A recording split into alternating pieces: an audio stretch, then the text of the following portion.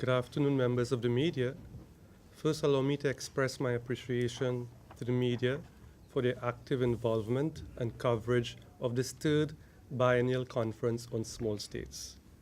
You will recall that when we started this conversation 3 days ago, beginning with the open ministerial working group meeting, followed by the 2-day third Biennial Conference on Small States, some specific questions arose, such as, what concrete policy outcomes will result from this conference? How will we enhance and improve collaboration on the range of issues that we were facing?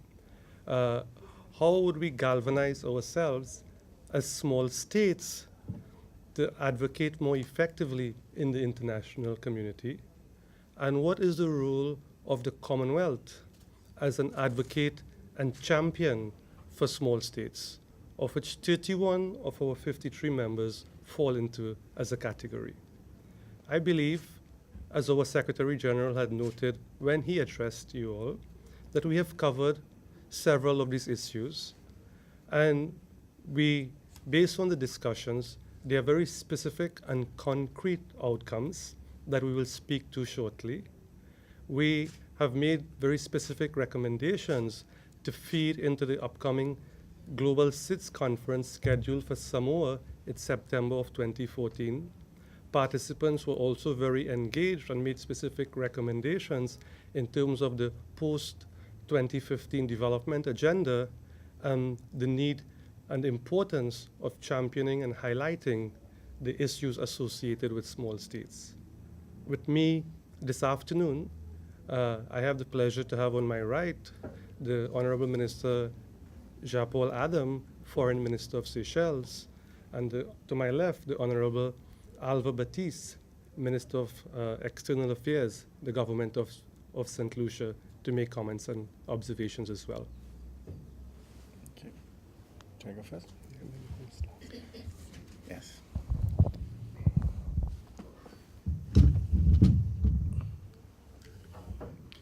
Thank you very much, Deputy Secretary General and Honourable Minister.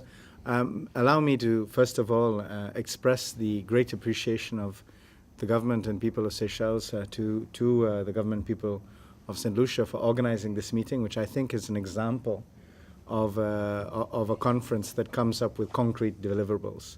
And that is largely also thanks to the conducive atmosphere that St. Lucia have provided for our discussions. And our appreciation goes out to the Prime Minister who opened the event, and the Minister of External Relations who has continued to follow the discussions. My role in this conference has been particularly to chair an open-ended working group on recommendations in terms of the priorities for the Commonwealth in relation to better supporting small states. We have emphasized the importance of a resilience framework. And one of the key deliverables, therefore, that we are seeking following this conference from the Small Island Developing States Conference to take place in Samoa will be the finalization of a resilience index which can better help small island developing states and small states in general to access concessional and development financing. One of the key concerns that has been raised, for example, is debt and the debt overhang that many of the countries many island countries have, and it's a question of finding innovative ways to address these issues. So we've also put a lot of focus on looking at development financing in the context of small island developing states. We've also very conscious that climate change is one of the biggest threats to small states, in particular small island developing states, and regrettably, a lot of the pledges that have been made towards climate change have not been delivered on. So it's very important that we relaunch an approach that actually tackles the issues of small island developing states relating to climate change. We have to also invest in sustainable energy for small island developing states. And we also must look at innovations such as debt for climate change adaptation swaps, which is one of the things that Seychelles has put forward. We have also emphasized the importance of ocean governance or strengthening the blue economy, the means by which we will use the ocean to better harness development, For too long, oceans have been seen as sites for extraction, for fishing, but without necessarily, or fishing or getting other resources, without looking at the sustainable development in the long term. There should be more benefits for island states from oceans, because this is our asset. We do not have much land, but we have ocean. These are our assets, and we have to be able to leverage them. Finally, we have emphasized the importance of outreach, that for us to have success at the Small Island Developing States meeting in Samoa, we need the support of global powers. This is where the Commonwealth gives us the ideal platform to reach out to the G20 and beyond. So we look forward to the continued work that will go towards getting these practical solutions to better support small island developing states. And I again reiterate my appreciation to the Commonwealth for giving us this platform, and to St. Lucia for the wonderful way in which they have facilitated the discussions and concrete outcomes. Thank you.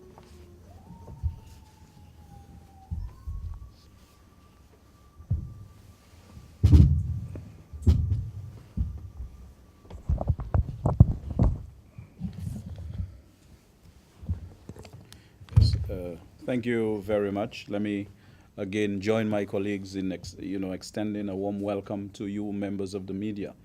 I believe it's a unique honor for St. Lucia to play host to this very important conference, which has as its theme, building resilience in small states.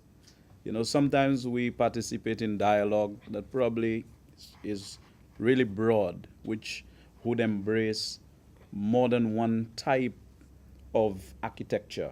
But we are dealing specifically with small island developing states. And this is what we had in common when we sat for the last 3 days to discuss and exchange ideas in an atmosphere predicated upon the cross-fertilization of ideas. This is one of the most focused sessions we have had.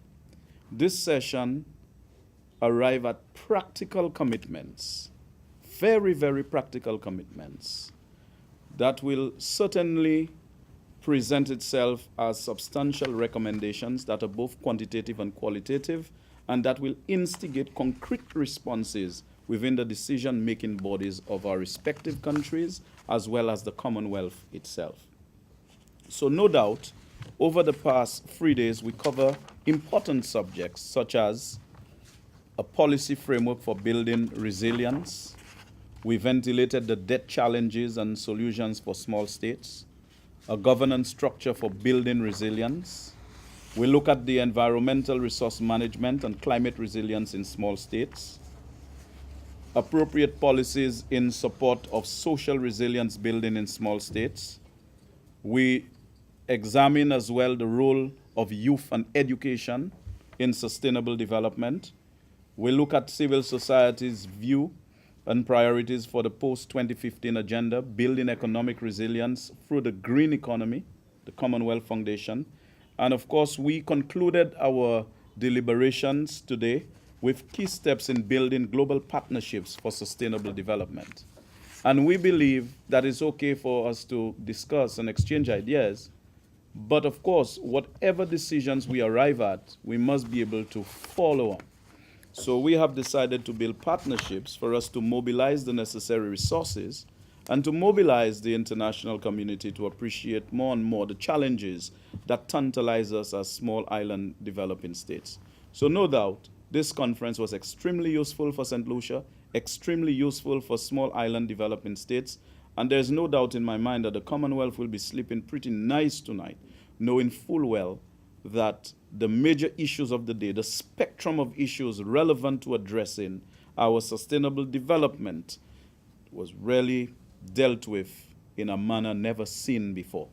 And we are certainly honored to be the first country to host such a conference outside of the Commonwealth Secretariat itself. So St. Lucia is making history today, and I'm very happy to hear that they had an extremely good time in St. Lucia. They enjoyed the warm hospitality of the St. Lucian people, the mere beauty of St. Lucia, although we were certainly scarred by a hurricane about 4 years ago and the Christmas Eve trough. But of course, it has not taken away our beauty. So I'm inviting you to come again Deputy General Secretary, and I'm inviting all the rest of the islands, and countries that participated in this very important dialogue to return to St. Lucia as soon as practicable so we can continue the journey to the promised land.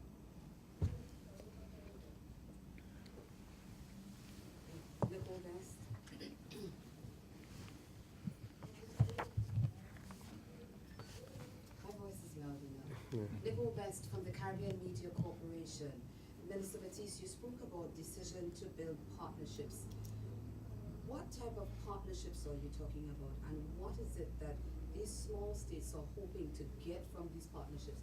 Not only get, but to give, because in this day and age, partnerships require going both ways, and there's, as we can see, very little consideration as to whether you're small or large. We expect something if you expect something. So what type of partnerships, and what are you expecting to exchange in these partnerships? Well, certainly, we are small, open, and vulnerable economies. In the case of St. Lucia, as a typical small island developing state, we lived once upon a time in an environment where the Cold War was the order of the day. Today, we live in an environment where communism is mute. And we saw the diversion of aid grants away from our region into Eastern European countries that decided to embrace capitalism. We turned to tourism as an engine for economic growth. Even that, as more countries embrace tourism as an engine for economic growth, the competition became, stiff, and no doubt it is not as attractive as it used to be. So we have to put greater efforts into it. And that very tourism that we speak of, we got our independence from the UK, and they introduced what is called an air passenger duty that impacted negatively on demand for air travel between the UK and St. Lucia. We saw the United States of America challenging us at the WTO level on our bananas, so we have lost the preferential access. But we have made great strides with the official development assistance that came to us. And so we're able to make strides in terms of addressing our healthcare system, education, that today we can boast to be probably one of the regions with the highest literacy rates. Life expectancy has improved. We have done all of that. But what came with it? We have suddenly been graduated to upper middle income countries and no longer qualify for concessionary lending, etc., etc. But we have high levels of poverty, high levels of unemployment. We are in a disaster zone. The most regular visitor, even when they are not invited, are hurricanes and tropical storms that would wipe out, GDP in a few minutes or a few hours. Hurricane Thomas created damage amounting to about $908 million in a country like St. Lucia with an annual budget in the vicinity of $1.4 billion. So therefore, as small, open, and vulnerable economies, we need to mobilize support for our plight, but our geopolitical significance has been reduced. We do not want to live parasitically. We want to establish a symbiotic relationship with the countries that we intend to partner with. So we are not equal. We have countries like Australia, the United States of America, the European Union. Certainly, we cannot compare with them in terms of resources. When we speak of climate change, we are not those who generate most of the problems that cause global warming, etc. And the developed countries did not initially take responsibility for that. But that has changed, and there is growing acknowledgement of the need to participate responsibly and meaningfully in the exercise of change. So certainly, you do not have any vast amount of financial resources to offer them, and sometimes we vote as a bloc, in a particular direction. And so we belong to the UN system. We go to the UNGA on an annual basis. We do not only deliver speeches to really bring to the attention of the international community our peculiar set of circumstances, but on the margins of the UNGA, we have bilaterals with other countries. So we are everywhere. The G77, we dialogue with China. We dialogue with many different regions of the world. to try to gain an acceptance that everybody, big and small, should participate in that effort to decide to tackle that common enemy, which is climate change. Therefore, what you're saying to me is that the discussion on partnership was just open. It was not direct as to we want to partner with the G20 or we want to partner with the UK or we want to partner with the Seychelles. We're going to give them this, we're going to get this back. There was nothing definitive about the partnerships. All it was said was that partnerships need to be formed. That's right. And then we are going to strengthen the internal machinery of the Commonwealth to be able to forge better relations with them. Because, for example, within the Commonwealth itself, when you have Australia, you have New Zealand, and a few other countries there that provide support from time to time. Australia, which was in the lead with climate change issues, with a change of government, Australia has retreated from its prior commitment as a country. And so we have to deal with that reality, and we are in no position to force Australia to do what it does not want to do. So if we are to power ahead with consistency and purpose, we need to now ensure that a change of government does not represent a break in purpose. We need to power ahead with consistency and purpose. So these are the reasons why we should reach out to the country as a whole, not getting involved in the internal politics, but of course we need to get the politics right from a global perspective. If I may, to complement and supplement what Minister Baptiste said, I believe the Commonwealth and the Secretariat, provides a perfect forum for advocating the interests and championing the cause of small states. On the issue of partnerships, the issues that were discussed over the last 2 days will be used to feed into the G20 Development Forum, which the Commonwealth plays an important technical role. That meeting is taking place in Washington, D.C. the following week, where we will be presenting some of the issues that were raised in this meeting.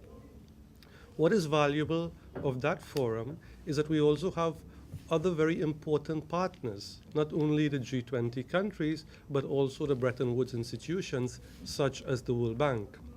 As a matter of fact, on the issues that we discussed here, one key issue was how do you deal with shocks to your economy, economic shocks and shocks associated with natural disasters.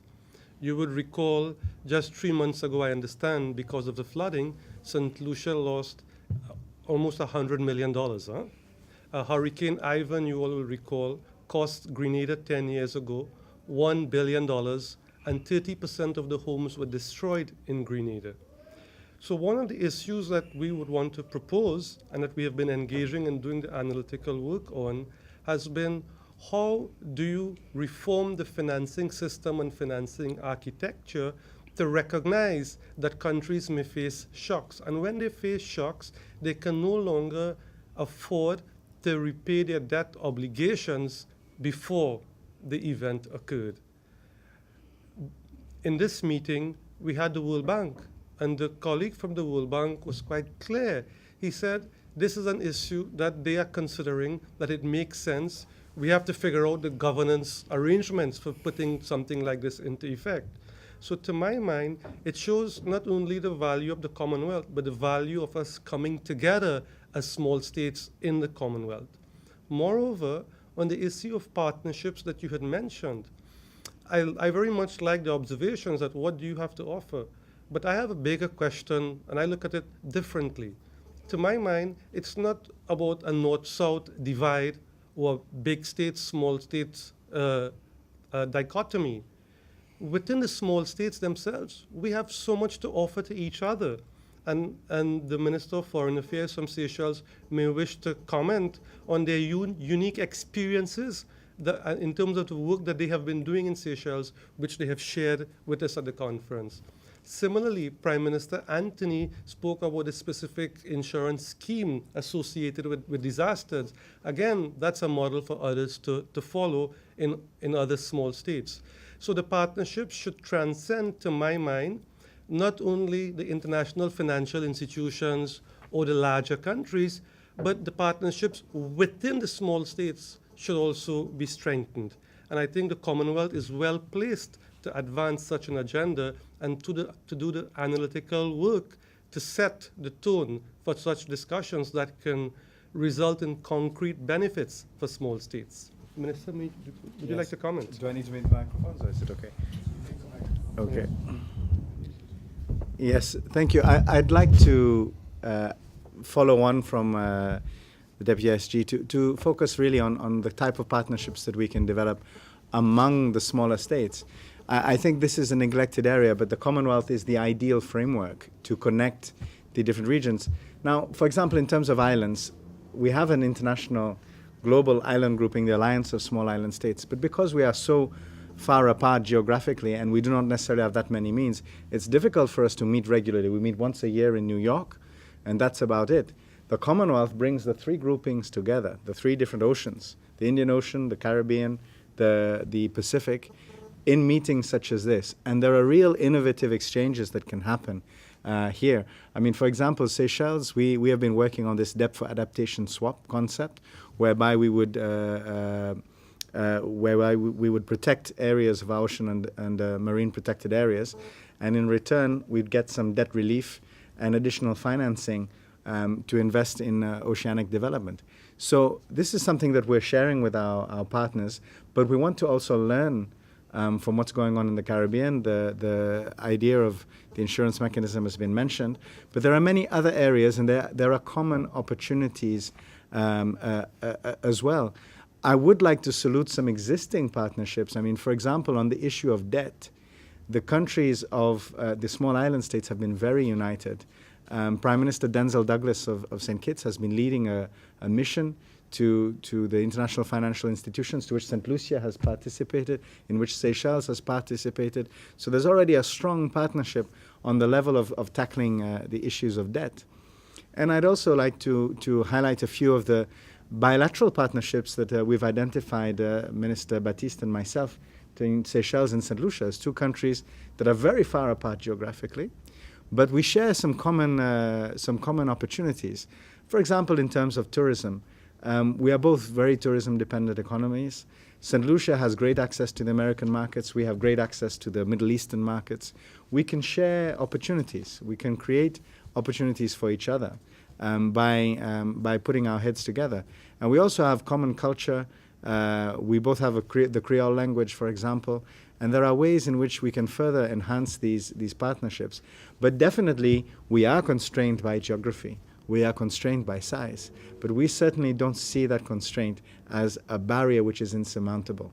And the Commonwealth can help us to bring these ideas together and turn them into concrete actions. And I think there is the start of concrete actions.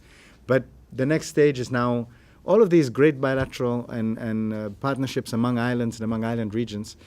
The big breakthrough that can really give us more tools is, of course, by getting the international financial institutions to adopt mobilizing mechanisms such as vulnerability index, such as a resilience index. And we're getting a lot of very positive feedback. So I'm very encouraged by the type of initial partnerships that we have started talking about here in St. Lucia. Thank you. Okay, Fenella Wedderburn, CMC.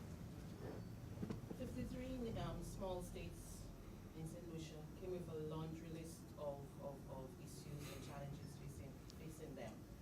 You're saying after 3 days, I just want that on a point of clarification. After 3 days, you'll have decided to relaunch your program, to relaunch your approach with the Commonwealth as your mouthpiece.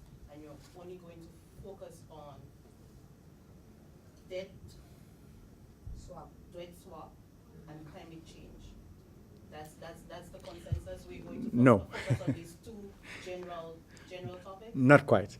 From the perspective of the open-ended working group, we have focused on creating a stronger framework for building resilience in small island states.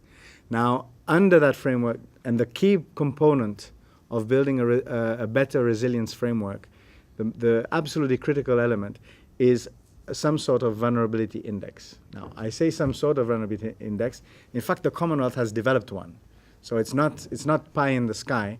It's something which is real, which is very practical, which is ready.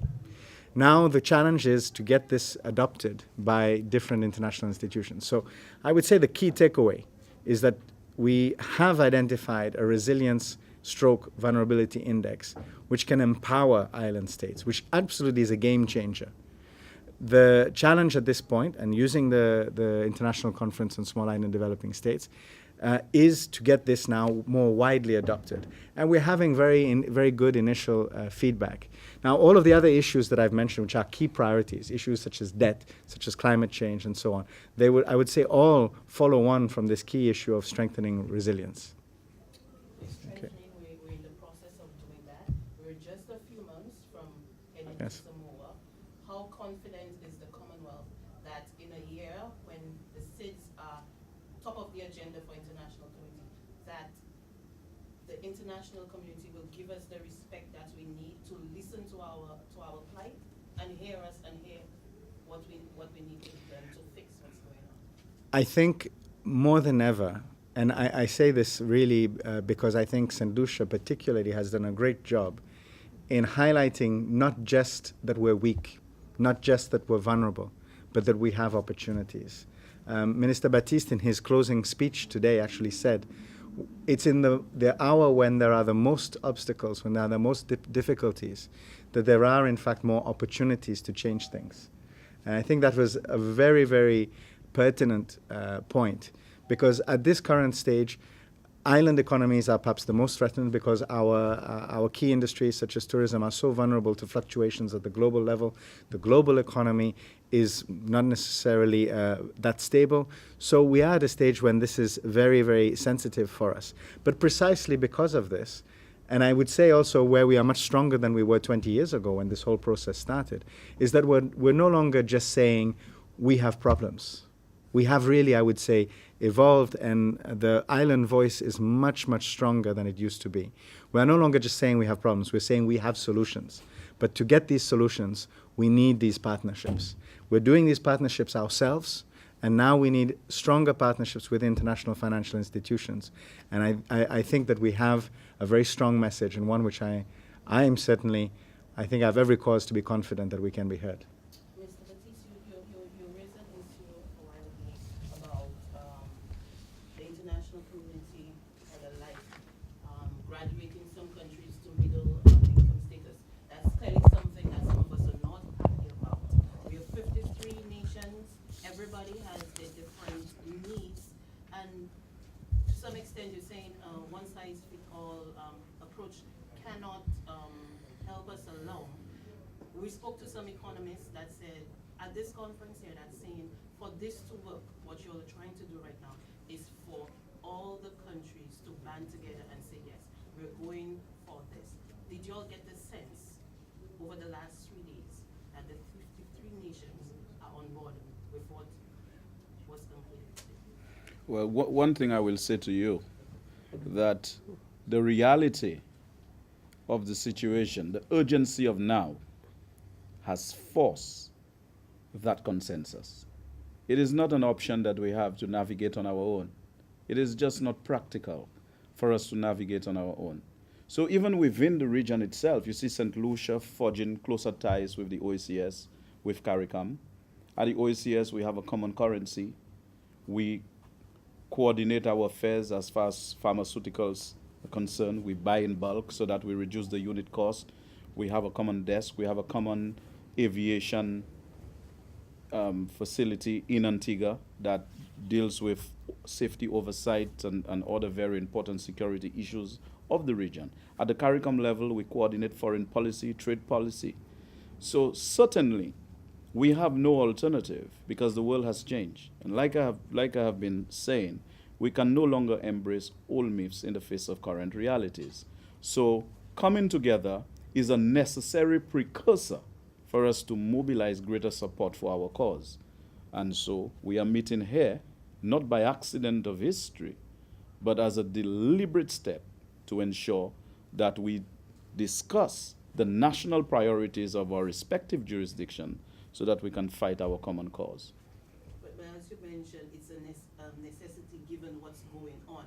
But I just want to know, do you get the sense Yes. that everybody is on board with Yes, what's yes. That is why I said the urgency of now has forced everybody to be on board. So it's not an option whether you want to be part of a group or not, or if you want to go on vacation or not. I think the reality of the situation is that small island developing states see that, look, the only way for us to navigate the turbulent period is for us to come together. And so that decision was made even before they came to St. Lucia. Yes. And after Samoa, after the G20, what's the next step? Oh, Minister? mm.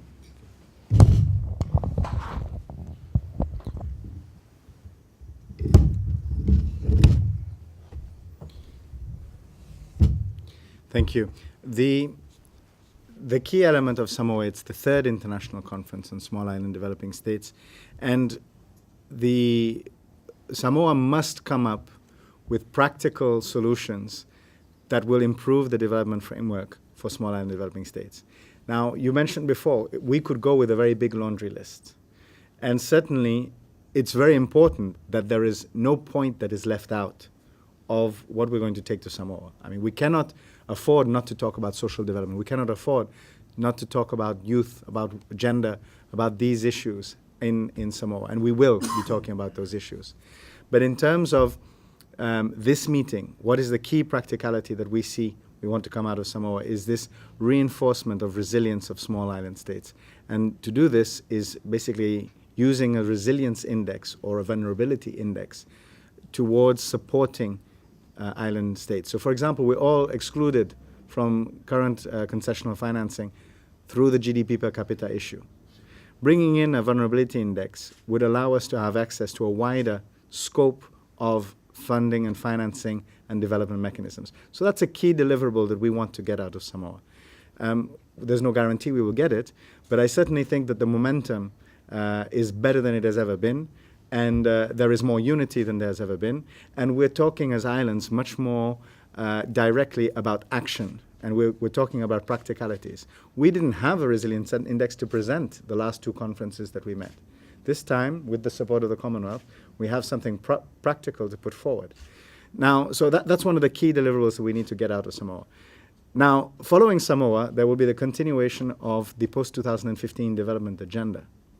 And that is basically what will define the successors to the Millennium Development Goals, the Sustainable Development Goals. And Sustainable Development Goals will be especially about how to defend islands, because certainly our president has always said, if you want to talk about sustainability at a planetary level, you look first at the smallest unit.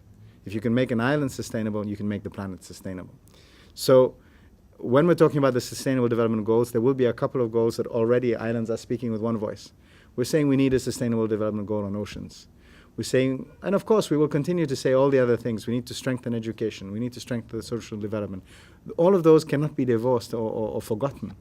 But on the key deliverables, I think we really have a sense of urgency and we have a sense of unity. So after Samoa comes the discussions in 2015, the finalization of discussions, we're already discussing it now, of those Sustainable Development Goals.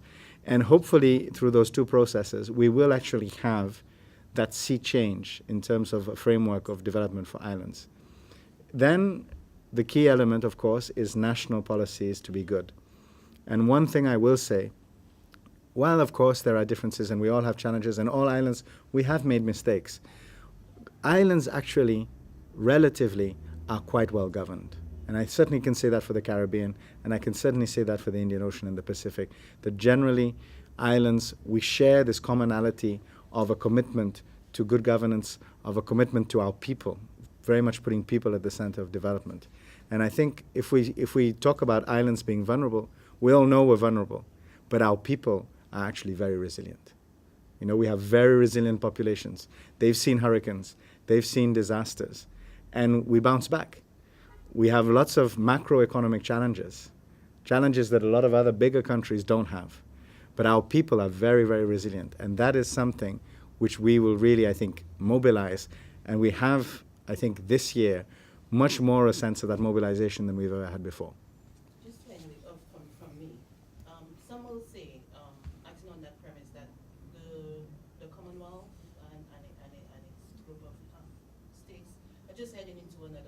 as Mr.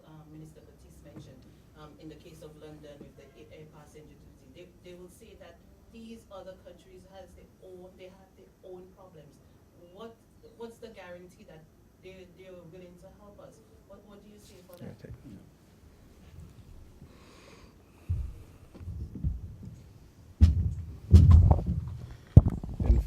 In fact, by even alluding to the air passenger duty, you have assisted in bringing that matter into sharp focus.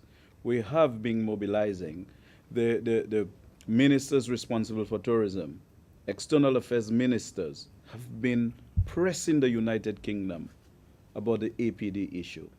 And only last week, when the UK went into its budget session, they announced a reduction in the APD. We went to Sri Lanka and we were relentless in our quest to ensure that the APD takes a nosedive downward. And so we have started the process. We came to the table with various analyses that inform our negotiating posture. It has been reduced. A number of persons have indicated that it should be removed entirely, but we are going to resist the temptation of making comments as to whether it should be removed. We are going back to the drawing board, do some fresh analysis, and return to the table with the UK for us to continue to dialogue from an informed perspective. It's all well and good to make noise and say we should remove the APD, but we believe that's not enough. And this is why the Commonwealth is so significant and so pointed, that we generally back up whatever we say with the facts, with analysis. And so we have a greater opportunity to succeed. The probability of us getting a particular outcome is much greater than just mere talk without the data. Yeah, in terms of this issue as well, I think when Prime Minister Anthony, in his keynote address when he spoke yesterday, if I recollect correctly, he said the Caribbean accounts for between 3 to 5% of the total population of Latin America and the Caribbean, but account for 40% of the votes in the international system. We are talking about 31 small states. So we do have a voice collectively as 31 states, one. Secondly, on this whole notion and the issue of resilience building, the work that we are doing in the Commonwealth, we are saying that A, we can serve as a platform for advocacy and to champion the interests of small states. But more importantly, we are doing the analysis and preparing an analytical framework to anchor the argument based on empiricism and evidence. And that work has received a lot of traction, and we'll be having another conversation with the G20 Development Forum the following week. So I think we are pursuing two parallel tracks, reinforcing each other. So I think there is reason for optimism. I have one last question from me for the time being. We have been talking in technical terms for the last half an hour there about vulnerability index, debt swap, ocean governance, and all of that. But for our viewership, how to them would that translate to an improvement in living standards after all is said and done? Okay. I would like to respond first to that question. I mean, we spoke about Hurricane Ivan 10 years ago in Grenada.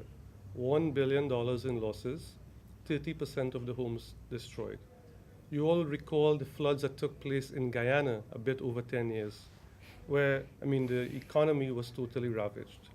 Minister Baptiste spoke about Hurricane Thomas 4 or 5 years ago, and the recent floods that took place 3 months ago in St. Lucia, where the estimated losses stood at $100 million. To the people who are listening to your program, I would say is that the issue of climate change and resilience, it's not only a national issue that should be discussed in esoteric and academic terms.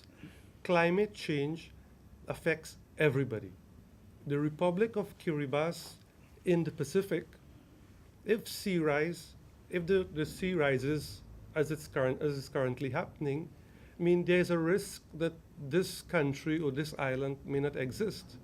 When we think about the small islands in the Caribbean, Grenada or St. Vincent and the Grenadines, or even St. Lucia, this poses serious risk for for communities that live on the coastal zone. Serious risk that affects their livelihoods. So therefore, on these issues, we need to think differently, because it is not only a matter at the national level or members of civil society or people in academia. Climate change affects everybody, and resilience is the mechanism that you use, okay, to more effectively respond to climate change. The issue of depletion of marine resources, it affects the fisher folk in St. Lucia and the rest of the Caribbean. So even though we have been discussing these issues in technical terms, it affects every citizen in the region, it affects communities across the region, and it affects the rich and the poor and the big and small and everybody else.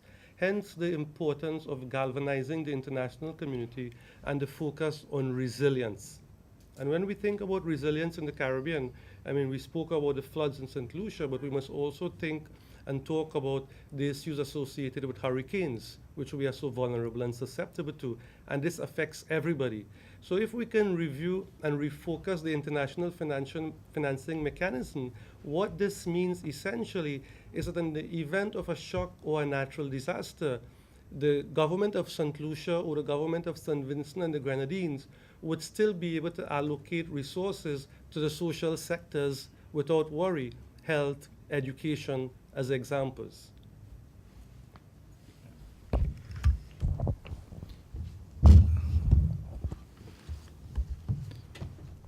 Thank you. Building on that answer, I would say very simply, it will allow the governments of small island developing states to be more responsive to their populations. Because one of the key problems that islands face currently is that when they are faced with natural disasters, the response time is structured according to, or let's say rebuilding of infrastructure is structured according to how quickly they're able to access the financing. And the reality of today, because of high debt, because of lack of access to concessional financing, it takes a long time. And so if we can get this mechanism in place, we will allow these small island developing states, the governments, to be more reactive and more directly responsive to the needs of the population. We've always said that the unique situation of islands means that it's always harder to build big infrastructure. You can't make your runway any shorter at the airport just because you're small. You still need the minimum size, the same size of runway as any other big state. But also you don't have the same population that if you're going to take a commercial loan, that loan will repay itself because of the number of users. You don't have those things. But if you have access to the right targeted type of development financing, it means you can actually respond to those needs in a much more systematic manner. I think that's the key takeaway.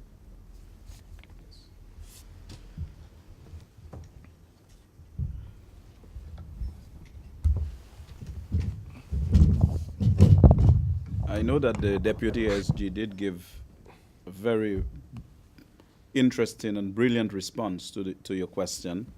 And my friend from Seychelles built on that foundation, and I'm going to just put the roof on top of it to complete the structure. I must indicate that the Commonwealth is like high blood pressure, works silently. You'll see somebody and you will know what's happening. Sometimes, you know, various analyses are done behind closed doors. And whilst people are sleeping, you know, there are persons working really, really hard to try to find solutions to the problems that tantalize us. And it goes unnoticed in terms of John Public, the people on the street see, what are those guys really doing? And I gave you a classic example of the APD issue, how because the Commonwealth was able to compile data to convince the UK that they were forced to move in that specific direction. So it differentiates itself from a number of organizations that people just go and participate in discussions that are quite useful. Right now, we are being graduated because they say we are upper middle income countries and GDP per capita is being used. So we are taking the shape of the container. So the contents take the shape of the container.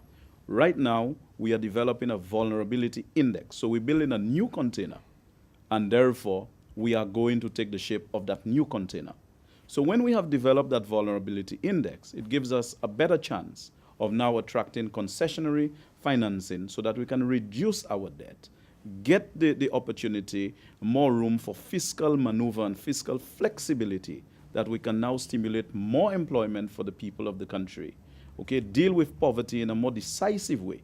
Because as you reduce poverty and unemployment, a greater number of your citizens would now have access to finance so that they can make an effective demand for goods and services in the economy. And so it will contribute to growth and, of course, the well-being of the people of the respective jurisdictions. Is there a time frame to this index, or is it an open-ended concept? We're aiming for Samoa, September.